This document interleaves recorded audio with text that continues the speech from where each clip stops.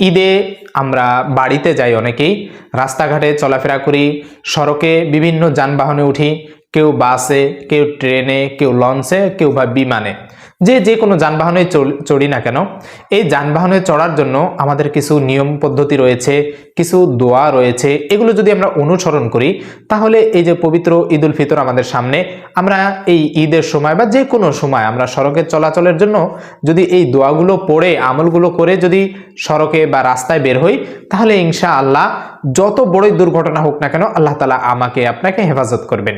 তাই আমাদের প্রত্যেকের উচিত সতর্ক থাকা, পাশাপাশি আল্লাহ তাআলার কাছে সাহায্য চাওয়া এই ছোট ছোট দোয়ার মাধ্যমে। তা আমরা আজকে শিখব যে আপনি একবারে ঘর থেকে বের হয়ে বাড়িতে যখন যাবেন বা অফিস থেকে বের হয়ে বা যে স্থানে থাকেন, আপনার কর্মস্থল হতে পারে, বা যে স্থান থেকে এক স্থান থেকে আরেক স্থানে যাবেন, ওই যখন আপনি বের হবেন তখন থেকে নিয়ে ওই স্থান পর্যন্ত পৌঁছানোর আগ পর্যন্ত আপনার কি কি করণীয়, কোন কোন আমলগুলো করবেন, এই ছোট ভিডিওটির ভিতরেই আপনাকে একেবারে এ টু জেড বুঝিয়ে দেওয়ার চেষ্টা করবেন ইনশাআল্লাহ। ধৈর্য ধরে সম্পূর্ণ ভিডিওটি দেখবেন, ইনশাআল্লাহ আপনি এই আমলটা করলে আশা করা যায় আল্লাহ তাআলা তার যে রহমতের ফেরেশতাগুলো রয়েছে এই ফেরেশতাগুলো আপনার জন্য নিযুক্ত করে দিবেন। রাস্তার ভিতরে যত বড়ই সড়ক দুর্ঘটনা হোক না কেন আল্লাহ তাআলা গায়েবীভাবে আপনাকে হেফাজত করবেন। তো আপনি কিভাবে সড়কে যখন যানবাহনে চলাচল করবেন এই আমলগুলো করবেন?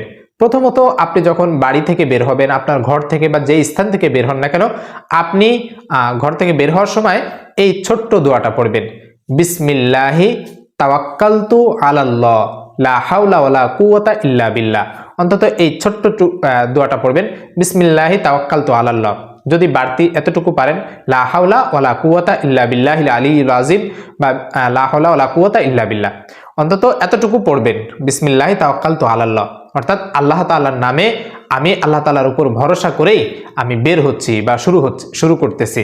আপনি যখন আল্লাহ তাআলার উপর ভরসা করে, আল্লাহ তাআলার উপর তাওয়াক্কুল করে আপনি নিজেকে এইভাবে প্রতিষ্ঠিত করবেন যে আমি এখন যেখানেই যাই না কেন আমি আল্লাহ তাআলার উপর ভরসা করেছি, আল্লাহ তাআলার দায়িত্ব এখন আমাকে সেখানে নিরাপদে পৌঁছে দেওয়া।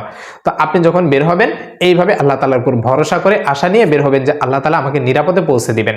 বাস এইভাবে দোয়াটা পড়বেন। আবারও বলছি, বিসমিল্লাহি তাওয়াক্কালতু আলাল্লাহ লা হাওলা ওয়ালা কুওয়াতা ইল্লা বিল্লাহ।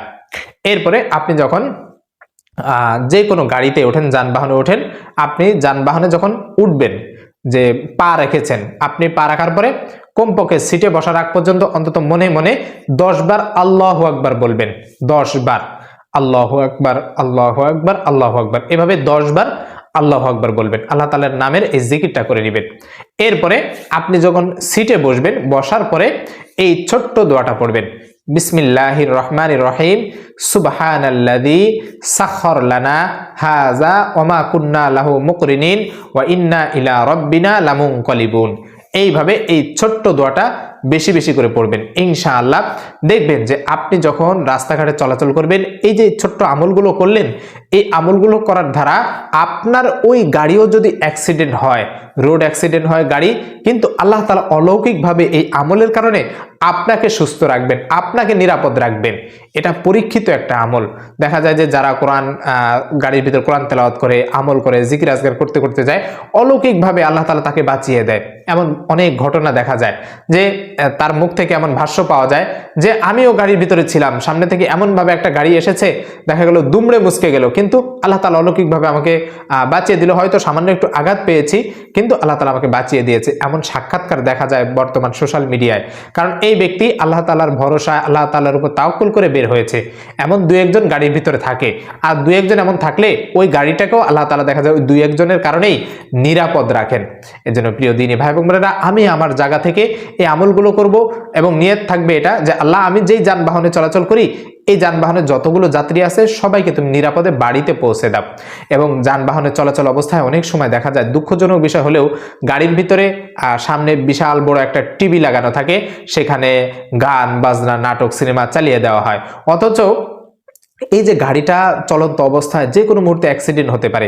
এমন তো অবস্থায় এই যে নাটক সিনেমা যখন চালু থাকে, তখন কোনো ব্যক্তি যদি এগুলো দেখতে দেখতে যদি অ্যাক্সিডেন্ট করে মারা যায়, সে সরাসরি জাহান্নামের দিকে চলে গেল। তো এই জন্য আমাদের মনে রাখতে হবে, অনেক সময় পাশের যাত্রীকে এমন দেখা যায় লাউড স্পিকারে গান শুনতেছে, লাউড স্পিকার দিয়ে মোবাইল দেখতেছে, গান, নাটক, সিনেমা এগুলো দেখতেছে। তো এই জন্য গাড়িতে যখন আপনি চলাচল করবেন অন্তত আপনি এইগুলো থেকে বিরত থাকবেন। নাটক, সিনেমা, গান বাজনা এগুলো দেখবেন না, বরং অন্তরে থাকবে, মুখে থাকবে, জবানে এইভাবে থাকবে সুবহানাল্লাহ, আলহামদুলিল্লাহ, লা ইলাহা ইল্লাল্লাহু আল্লাহু আকবার। এইভাবে আল্লাহ তাআলার জিকিরগুলো আপনি অন্তর দিয়ে অনুসরণ করতে থাকবেন, জবান ধারা পড়তে থাকবেন। এইভাবে যখন জিকির আজকার করতে করতে আপনি আপনার গন্তব্যে পৌঁছাবেন, দেখবেন যে আল্লাহ তাআলা নিরাপদেই পৌঁছে দিবেন, আপনার আর পেরেশানি হতে হবে না। এজন্য এই আমলগুলো করে আমরা বাড়িতে রওনা দিব, আমরা যানবাহনে চলাচল করব এবং এই ধরনের নাটক, সিনেমা, গান বাজনা মোবাইলে বা বাসের যে গাড়ি টিভি সিনেমা থাকে, টিভি এলইডি টিভি বা স্ক্রিন থাকে, এগুলো এগুলো দেখা থেকে বিরত থাকবো এবং চেষ্টা করব যে তাকে যে সমস্ত ড্রাইভার থাকে বা কন্ট্রাক্টর থাকে, সুপারভাইজার, তাদেরকে বলবো যে ভাই চলন্ত অবস্থায় এগুলো অন্তত দিয়েন না, পারলে কোরআন তেলাওয়াত ছাড়েন, গজল ছাড়েন অথবা ওয়াজ ছাড়েন, কিন্তু এগুলো দেখে হঠাৎ করে যদি গাড়ি অ্যাক্সিডেন্ট হয়ে যায় তাহলে সেই ক্ষেত্রে আমরাও জাহান্নামে যাব, আপনিও জাহান্নামে যাবেন। তো এগুলো দেখা থেকে বিরত থাকেন। এইভাবে তাদেরকে বুঝিয়ে হলেও সেটা বন্ধ করে দেয়া আমাদের উচিত।